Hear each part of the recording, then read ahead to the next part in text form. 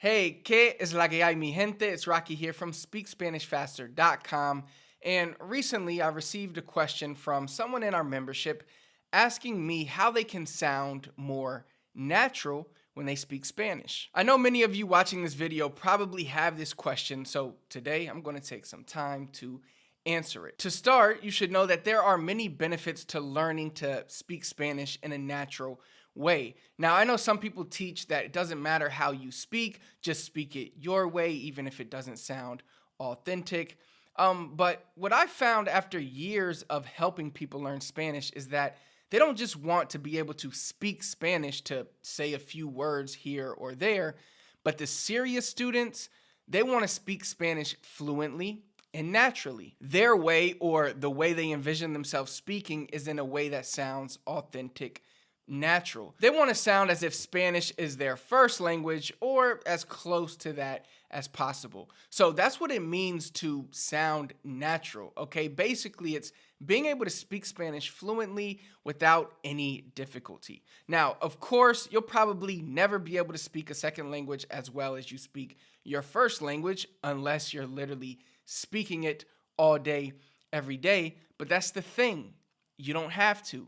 You can still sound very natural by dialing in your study and your training. But how do you do that? Well, the first thing you need to do is identify and utilize natural sound patterns. All right, so this is all about listening to native Spanish speakers speak and paying attention to how they speak. Pay attention to the intonation, the rhythm, and the pronunciation. This is why I always tell my students to focus on one specific type of Spanish in the beginning, because every type of Spanish has different intonations and pronunciations. So by focusing on one, it helps you build your pattern. The best place to listen to content is here on YouTube. I have many videos in Spanish only, but you can also watch other channels, of course. You can listen to podcasts and you can watch shows on Netflix. There's many things you can do. But if you're just getting started, you're going to really want to have the text version available to read while you listen. This could be subtitles or any sort of text. But you want to be able to take notes, or at least take notes in your head, on the different types of intonations and pronunciations. So for example, in this sentence I say, para hacer esto, primero tiene que aprender los patrones del habla natural. I'm Puerto Rican and I speak Puerto Rican Spanish. So if you were taking notes on that sentence, you would see that my pitch increased on esto and primero, and it went down on natural. You would also notice that I removed the S and I pronounced many of my R's as L's. Now, of course, I'm not telling you to do that or to even speak like me. What I'm telling you is that this is the type of attention to detail that you want to have when you are listening, all right? But the note taking will only be necessary in the beginning, because over time, you're going to have a grasp of all the different types of intonations and pronunciations for the Spanish that you are learning. And at that point, you can simply listen and mirror. Okay, now by mirror, I mean imitating what you hear. So continue to do that and you will begin to sound more natural when you speak Spanish. Now, another thing that will help you sound more natural when you speak Spanish is increasing your vocabulary. Obviously, the more words that you know, the better. But to master new words, you don't just want a list of words and try to memorize them. All right, you want to listen to a lot of Spanish while reading if possible, and you want to circle or underline words that you don't know. Then you would write down those words and study those words based on the context that they are in. So going back to this sentence, para hacer esto, primero tiene que aprender los patrones del habla natural. Let's say you didn't know the word patrone. You would circle that word and then write it down. And when you write it down, instead of just writing the word patrone, you would write it in the context that you read it. So you would write los patrones del habla natural. So now when you go back to study this word, you would have the context to help you recall that word. So once you understand this process, you can spend more time reading and listening in Spanish and writing down words that you don't know. But that comes with a caveat. You want to have a threshold on the amount of words that you write down. All right, because our brains can only remember so much information.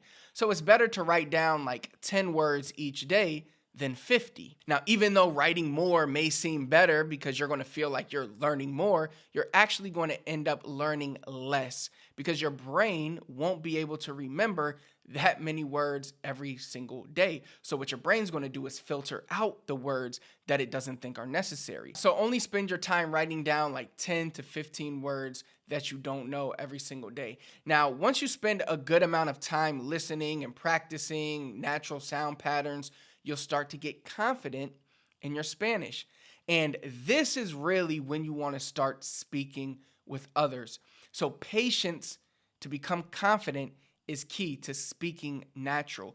One of the biggest mistakes I see from students is that they try to speak on day one, but that's like trying to tell a baby to speak on day one. You haven't downloaded the input necessary for output. Okay, so that's why we need to download the input into our brain first, and then we will want to be patient because confidence plays a big role in how natural you sound. For example, you can throw me into the streets right now of Puerto Rico and I can blend in pretty well.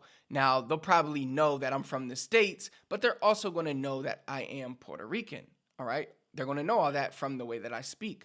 But throw me on a stage to speak in front of like some government officials or college professors, and I would be less confident in my Spanish because I know I would have to speak in a more neutral, clear way. And because of that, I would make many more mistakes and I wouldn't be as sure of myself and as sure of my Spanish. But if I spent more time practicing for those types of scenarios, I would become more confident. Therefore, my Spanish would sound better. So be patient when it comes to actually speaking with others. Only start speaking when you feel ready. Now, I know the next question I'm going to get is, well, how will I know when I'm ready?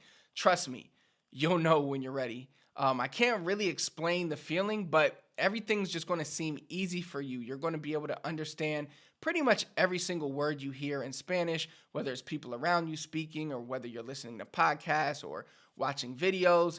And that's when you're going to know that you're almost ready to start replying. And when you start feeling those replies coming naturally, that's when you're ready to start talking. Now, when that point comes, because it will come, you want to start speaking with native speakers. Now, the cool thing is that nowadays there are all types of different platforms like italki that you can use to converse with native speakers. And who knows, eventually there may be some type of robot that we can talk to all day, every day with all these crazy things and AI happening. Who knows, that could happen. But those are my recommendations for sounding more natural when speaking Spanish. If you found this video helpful and you are looking to take your Spanish to the next level, I highly recommend you tap the first link, click the first link in the comments. That'll take you to my free training called the 3 Secrets to Learn Spanish Faster. Those 3 secrets are going to help you be able to speak Spanish better, faster, and help you comprehend Spanish better, faster. If you enjoyed the video, do me a big favor, hit the thumbs up for me. Comment below, let me know what else you need help with. Last but not least, please do not forget to subscribe to the channel. Turn on notifications so you never miss another video. Until next time, I'll see you then.